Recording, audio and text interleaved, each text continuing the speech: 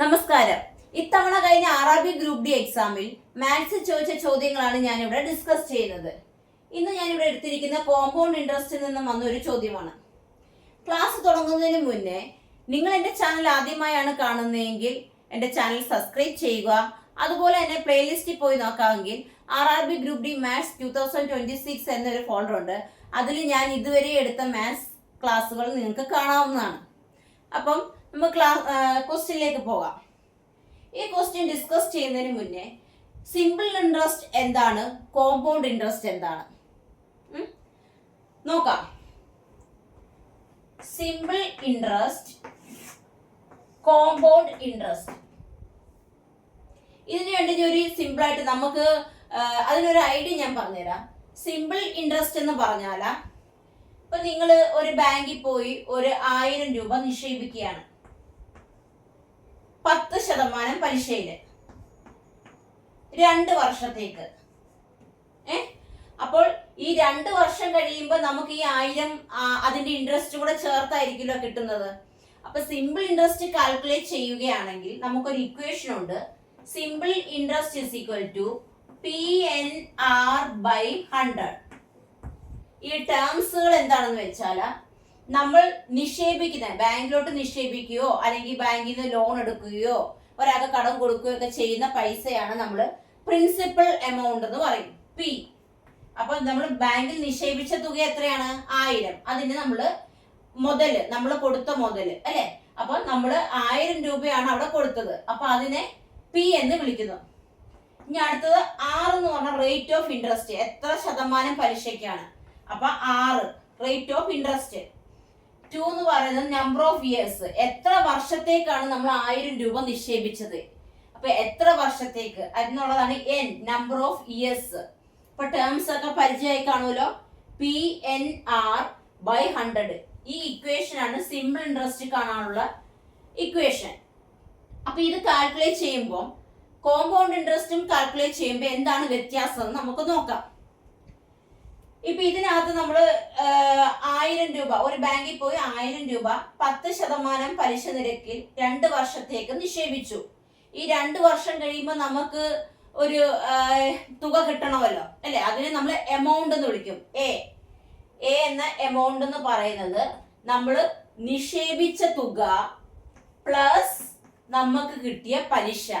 പലിശ എത്രയാണ്? Simple interest. അപ്പൊ P+I ആണ് ടോട്ടൽ എമൗണ്ട് കണ്ടുപിടിക്കാനുള്ള ഇക്വേഷൻ. അപ്പൊ സിമ്പിൾ ഇൻട്രസ്റ്റ് 2 ഇക്വേഷൻ ആണ് ഞാൻ പറഞ്ഞത്. ഒന്ന് സിമ്പിൾ ഇൻട്രസ്റ്റ് കാണാനുള്ള ഇക്വേഷൻ PNR/100.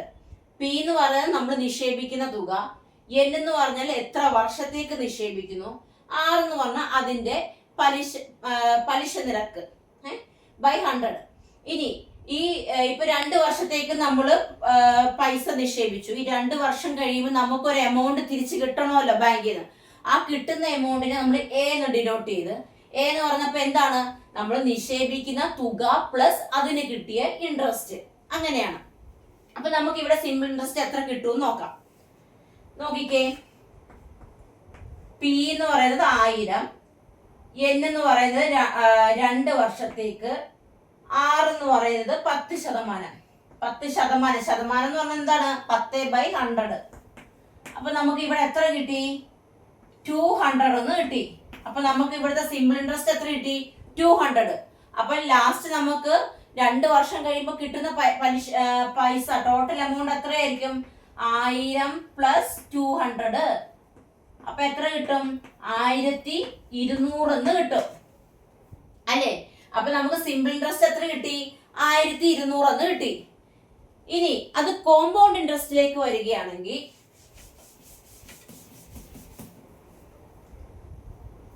1000 രൂപ നിക്ഷേപിച്ചു 10% പലിശ നിരക്കില് 2 വർഷത്തേക്ക്, PRN. അപ്പൊ നമുക്ക് സിമ്പിൾ ഇൻട്രസ്റ്റ് എത്ര കിട്ടി? 1200 എന്ന് കിട്ടി അല്ലേ. ഇനി കോമ്പൗണ്ട് ഇൻട്രസ്റ്റ് എന്ന് പറഞ്ഞാൽ നമ്മൾ 2 വർഷത്തേക്കല്ലേ 1000 കൊടുത്തത്. ഇനി സിമ്പിൾ ഇൻട്രസ്റ്റും കോമ്പൗണ്ട് ഇൻട്രസ്റ്റും നമ്മളെ വ്യത്യാസം എങ്ങനെയാന്ന് വെച്ചാൽ, കോമ്പൗണ്ട് ഇൻട്രസ്റ്റ് കാൽക്കുലേറ്റ് ചെയ്യുന്നത് ഇങ്ങനെയാണ്. ഫസ്റ്റ് ഇയറിൽ അല്ലേ, ആദ്യത്തെ വർഷം നമ്മൾ എന്ത് ചെയ്ത് 1000 രൂപ നിക്ഷേപിച്ചു, 10% പലിശ. ശതമാനം എന്ന് പറഞ്ഞാൽ എപ്പോ ശതമാനം എന്ന് പറഞ്ഞാൽ ബൈ 100 ചെയ്തോണം. 10/100 പ്ലസ് ഫസ്റ്റ് ഇയർ ഒരു വർഷമായപ്പോ എത്ര രൂപ നമുക്ക് ഇവിടെ കിട്ടി? 100 രൂപ പലിശ കിട്ടി അല്ലേ? ഇനി 2 വർഷത്തേക്കല്ലേ നിക്ഷേപിച്ചത്. അപ്പൊ സെക്കൻഡ് ഇയർ വരുമ്പോ എന്ത് ചെയ്യും? സെക്കൻഡ് ഇയർ വരുമ്പോൾ നമ്മളുടെ പി എന്ന് പറയുന്നത് ഇവിടെ 1000 അല്ലേ? പി എന്ന് പറയുന്നത് പി പ്ലസ് ഈ ഇൻട്രസ്റ്റ് കൂടെ ചേർത്തായിരിക്കും. കോമ്പൗണ്ട് ഇൻട്രസ്റ്റ് എന്ന് പറഞ്ഞാൽ കൂട്ടുപലിശ അല്ലേ? അപ്പം സെക്കൻഡ് ഇയറിൽ നമ്മളുടെ മുതല് പ്രിൻസിപ്പൽ എമൗണ്ട് എത്രയാകും? ഫസ്റ്റ് ഇയറിൽ കിട്ടിയ ഇൻട്രസ്റ്റും കൂടെ അതിൽ ആഡ് ചെയ്യും. അപ്പൊ എത്രയാണ്? 1100 ഇൻറ്റു റേറ്റ് ഓഫ് ഇൻട്രസ്റ്റ് എത്രയാണ്? 10% ഇൻറ്റു സെക്കൻഡ് ഇയർ എന്ന് പറയുമ്പോ ആ ഒരു വർഷത്തേക്ക് അല്ലേ? അപ്പൊ എത്ര കിട്ടും? 110 കിട്ടി അല്ലേ? അപ്പൊ 2 വർഷത്തെ കാര്യമല്ലേ ചോദിക്കുന്നത്? 2 വർഷത്തെ സിമ്പിൾ ഇൻട്രസ്റ്റും കോമ്പൗണ്ട് ഇൻട്രസ്റ്റും തമ്മിലുള്ള വ്യത്യാസമാണ് നമ്മൾ നോക്കുന്നത്. അപ്പൊ കോമ്പൗണ്ട് ഇൻട്രസ്റ്റ് നമുക്ക് ടോട്ടൽ ഇൻട്രസ്റ്റ് എത്ര കിട്ടി? 100 പ്ലസ് 110 എത്ര കിട്ടി? 210 കിട്ടി. അപ്പൊ ഫൈനലി നമുക്ക് കിട്ടുന്ന എമൗണ്ട് എത്രയായിരിക്കും? നമ്മൾ നിക്ഷേപിച്ച 1000 പ്ലസ് 2 വർഷം കഴിയുമ്പോൾ കോമ്പൗണ്ട് ഇൻട്രസ്റ്റിൽ കിട്ടുന്ന ഇൻട്രസ്റ്റ് എത്രയാണ്? 210. അപ്പൊ എത്ര കിട്ടി? 1210. കണ്ടോ? അപ്പോൾ സിമ്പിൾ ഇൻട്രസ്റ്റും കോമ്പൗണ്ട് ഇൻട്രസ്റ്റും തമ്മിലുള്ള വ്യത്യാസം കണ്ടോ? കൂട്ടുപലിശ ആവുമ്പോൾ ആദ്യത്തെ വർഷം കിട്ടിയ ഇൻട്രസ്റ്റും കൂടി അടുത്ത വർഷം മുതലിന്റെ നമ്മൾ നിക്ഷേപിച്ച തുകയുടെ കൂടെ കൂട്ടും. അപ്പൊ നമുക്ക് കോമ്പൗണ്ട് ഇൻട്രസ്റ്റിലാണ് കൂടുതൽ പൈസ കിട്ടുന്നത്. ആ സിമ്പിൾ ഇൻട്രസ്റ്റും കോമ്പൗണ്ട് ഇൻട്രസ്റ്റും തമ്മിലുള്ള വ്യത്യാസം നിങ്ങൾക്ക് മനസ്സിലായില്ലേ? ഇനി നമുക്ക് ഈ ചോദ്യം ഒന്ന് ചെയ്യാം.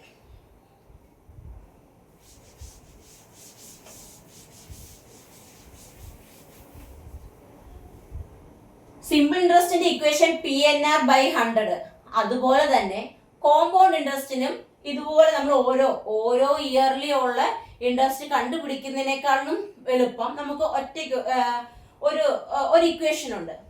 കോമ്പൗണ്ട് ഇൻട്രസ്റ്റ് കാണാനുള്ള ഇക്വേഷൻ ആണ് P into 1 plus R/100 the whole raise to n minus 1. നിങ്ങൾ ഈ ഇക്വേഷൻ, ഞാൻ തരുന്ന ഇക്വേഷൻസ് ഒക്കെ നിങ്ങൾ ഒരു ബുക്കിൽ എഴുതി വെക്കുക. റിവൈസ് നിങ്ങൾ ആഴ്ച തോറും ഇതെല്ലാം റിവൈസ് ചെയ്തുകൊണ്ടേ ഇരിക്കുക. അപ്പൊ ഇതൊക്കെ ബൈ ഹാർട്ട് ആക്കി വെക്കാൻ പറ്റും. അപ്പൊ നോക്കിക്കേ, കോമ്പൗണ്ട് ഇൻട്രസ്റ്റ് സിമ്പിൾ ഇൻട്രസ്റ്റ് നമ്മൾ ഇക്വേഷൻ എന്തായിരുന്നു? PNR/100. അതുപോലെ തന്നെ കോമ്പൗണ്ട് ഇൻട്രസ്റ്റിനുള്ള ഒരു ഇക്വേഷൻ ആണ് P ഇൻറ്റു ഈ -1 വരെ കണ്ടോ ഹോൾ ആണ്, ഹോൾ ബ്രാക്കറ്റ് ആണ് കണ്ടോ. അപ്പം P ഇൻറ്റു 1 പ്ലസ് R/100. പ്രത്യേകം ഓർക്കുക, R/100 ഇവിടെ 1 പ്ലസ് വെളിയിലാണ്.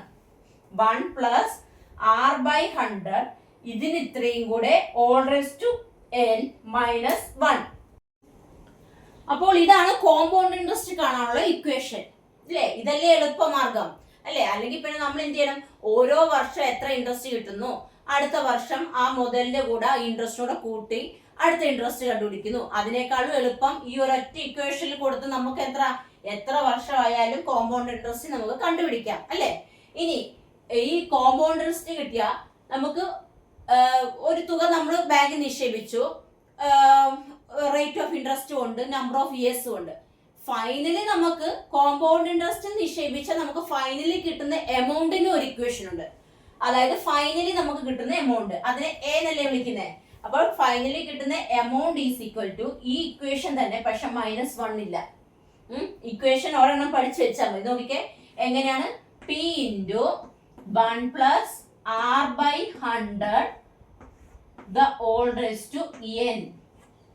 കോമ്പൗണ്ട് ഇൻട്രസ്റ്റ് കാണുമ്പോൾ ഈ ബ്രാക്കറ്റിന് വെളിയിൽ -1 കൂടി ഉണ്ട്. ഫൈനലി കിട്ടുന്ന ടോട്ടൽ എമൗണ്ട് കാണുമ്പോൾ A is equal to P into 1 plus R/100 the whole raise to n. ഇവിടെ P എന്താണ്? Principal amount, R rate of interest, n number of years. Principal amount എന്ന് പറയുമ്പോൾ നമ്മൾ നിക്ഷേപിക്കുന്ന തുക, R എന്ന് പറയുമ്പോൾ പലിശ നിരക്ക്, n എന്ന് പറയുന്നത് എത്ര വർഷത്തേക്ക് നിക്ഷേപിക്കുന്നു അല്ലെ? ഇനി നമുക്ക് ക്വസ്റ്റ്യൻ നോക്കാം.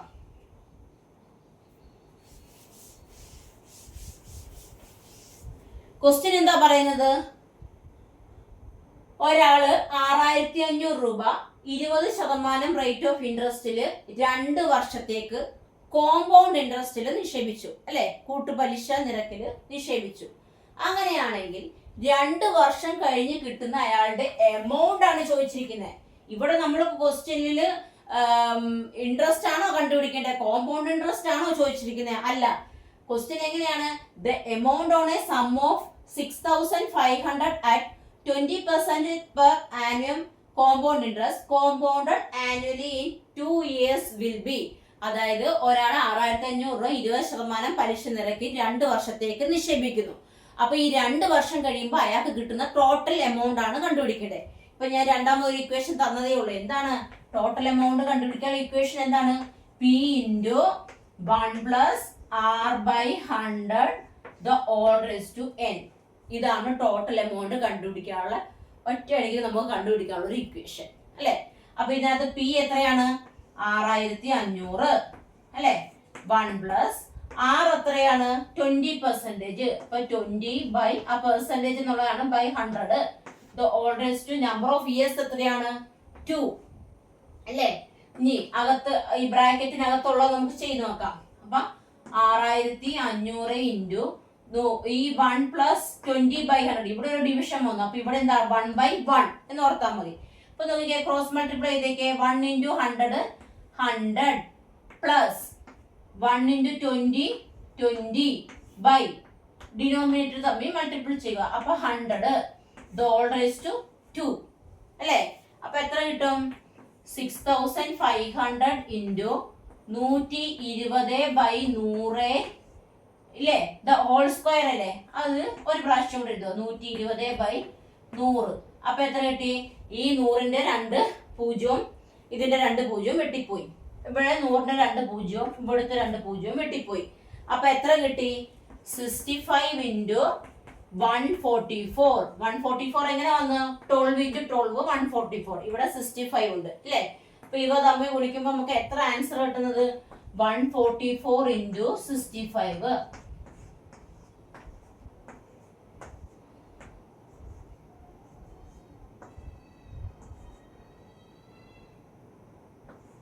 നോക്കിക്കേ. 0 6 7 6 13 ഇഷ്ടം 1, അല്ലേ? അപ്പൊ എത്ര കിട്ടി നമുക്ക്? 9360 9360 എന്ന ആൻസർ കിട്ടി. അപ്പൊ 6500 രൂപ 20% പലിശ നിരക്കിൽ 2 വർഷത്തേക്ക് ഇട്ടപ്പോ അയാൾക്ക് 2 വർഷം കഴിയുമ്പോ എത്ര രൂപ കിട്ടി? 9360, അല്ലെ? അപ്പൊ ഈ ഒരു കോമ്പൗണ്ട് ഇൻട്രസ്റ്റ്, സിമ്പിൾ ഇൻട്രസ്റ്റ്, ഇതിൽ നിന്നും എല്ലാ ഷിഫ്റ്റിലും ചോദ്യങ്ങൾ വരുന്നതാണ്. 2 ക്വസ്റ്റ്യനെങ്കിലും വരും എല്ലാ ഷിഫ്റ്റിലും. അപ്പൊ നിങ്ങൾ ഈ ഇക്വേഷൻസ് ഒക്കെ പഠിക്കുക. ഇതിന്റെ ഇനി മുന്നോട്ട് കുറെ വേറെ ഇക്വേഷൻ ഒക്കെ പഠിക്കാനുണ്ട്. അത് ഞാൻ അടുത്ത ക്ലാസ്സിൽ പറയാം. അപ്പൊ ഇന്നത്തെ ക്ലാസ്സിൽ നമ്മൾ 2 ഇക്വേഷൻ ആണ് പറഞ്ഞത്. എന്താണ് കോമ്പൗണ്ട് ഇൻട്രസ്റ്റ് കാണാനുള്ള ഇക്വേഷൻ എന്ന് പറയുമ്പോൾ P into 1 plus R by 100 the whole raise to n. Interest കണ്ടുപിടിക്കുന്നതെങ്കിൽ ഒരു -1 കൂടി വരും. ഇനി ടോട്ടൽ എമൗണ്ട് ഫൈനലി കിട്ടാനുള്ള ടോട്ടൽ എമൗണ്ട് ആണെങ്കിലോ P into 1 plus R by 100 the whole raise to n. ആ -1 ഉണ്ടോ? ഇല്ല. ഈ 2 ഇക്വേഷൻ പഠിക്കാമെങ്കിൽ നിങ്ങൾക്ക് സിമ്പിൾ ആയിട്ട് ഈ കോമ്പൗണ്ട് ഇൻട്രസ്റ്റിന്റെ ക്വസ്റ്റ്യൻ ചെയ്യാം. ഇനി ഇതിന്റെ കുറച്ചും കൂടിയുള്ള ക്വസ്റ്റ്യൻസ് ഒക്കെ ഉണ്ട്, അടുത്ത ക്ലാസ്സിൽ പറയാം.